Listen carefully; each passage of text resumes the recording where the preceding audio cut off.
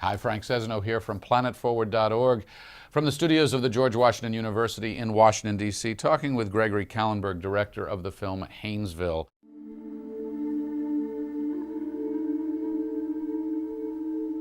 If you haven't traveled to North Louisiana lately, well, you haven't heard all the hype. It could be this century's gold rush.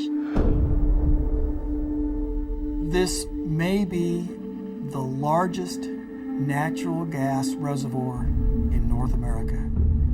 This was the energy development in America that no one really foresaw. Perhaps the single most important development in the American energy scene maybe in the last 20 years. The economic impact of the Haynesville shale play for this area is $1.75 trillion.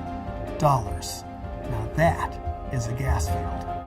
In doing this film, what did you take away? What did you learn about natural gas that most struck you? Well, I have to say that if I could back up even a little bit more, I'm from Austin, Texas, and we have this belief that wind and solar, or I had this belief that wind and solar were going to get us to the energy future, and I think that was my hypothesis moving forward. What surprised me the most during the process were a couple of things. One is how much coal we use and how nasty it is. Coal is a horrible, horrible energy source. From the moment you take it out of the ground to the moment you store it, it's just a bad energy source. And then how little of the nation's energy is renewables at this point. I didn't realize that it's around 1%. Granted, we want to grow it, but it is around 1%. It's a little bit more than that, but if you add all of them together. And all of them. I'm sorry, I was speaking specifically of wind and solar. And then this idea that there isn't a storage solution for energy at a utility level. So in other words, when the wind blows, there's no way for us to store that energy. So those things kind of really knocked me in the head and made me think a lot deeper about what we'd have to do to get to an energy future. What about the implication of natural gas as a bridge to that future? Because that's what some say. Some say they see this as this, kind of big holding pattern that this can provide. Cleaner than coal, not yet as clean as renewables. Right.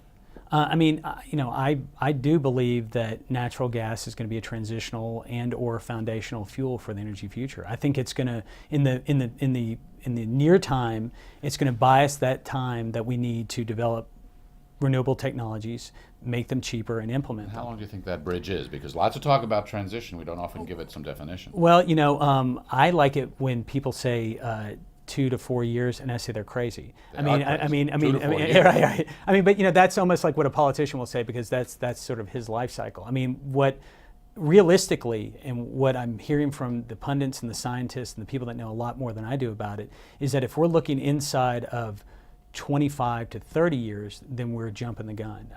One of the strategies that we have to create as a country is a long-term plan to transition to cleaner sources of fuel. Big concern, though, that's voiced in some circles about the big natural gas finds we've had is what it's going to take to extract, to get this stuff out.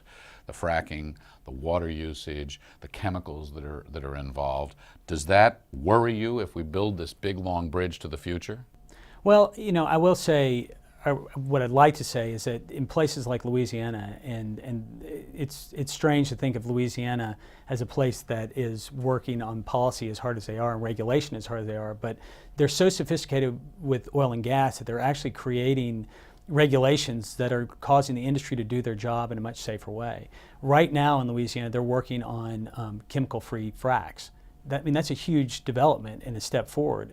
Will there be accidents in drilling? Drilling is an industrial process, and yes, there are going to be accidents. It is sort of a dodgy, business. But the fact is that when you start doing those cost-benefit analyses and you make it as safe as you can and as environmentally responsible as you can, and keep striving for that, then I think you're heading in the right direction. So you're saying that these are risks that we can live with, and it's safer than the alternatives? Well, I think that we continue to mitigate those risks. I think it's key that because I think what we learned with the Gulf of Mexico spill is that as safe as we think things are, because people said that was so safe it was never going to happen, there's always risk. Yeah. Well, I think that and it's interesting to bring up the BP oil spill, because I think that what that showed me in my playbook was that Oil is dodgy. I mean, one accident in the Gulf caused a lot of devastation.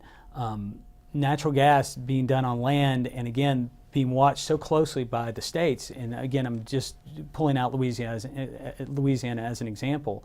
I believe that there is a way to do this in a better way. So if natural gas is going to become this big new discovery and this big source of, not big new discovery, it's been around, but it's going to become this major source, where will people, do you think, start to see it in their lives where it doesn't exist now? It's going to play this bigger role. Well, I think that you're going to see it in places that you don't see it. I think that the first place that you're going to see natural gas used in large scale, and it's already happening, is on the power generation side. Replacing coal? Exactly. I mean, I think that you're going to see a transition, and again, you're already seeing that transition, but you're seeing it in larger scale of coal to natural gas, like taking legacy plants and turning them into natural gas, but also the building of new natural gas plants.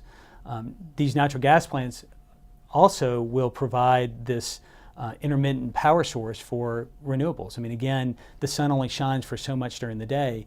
Natural gas plants can actually make up for that gap in energy. And in terms of the people who are affected by it, these are the subjects of your story.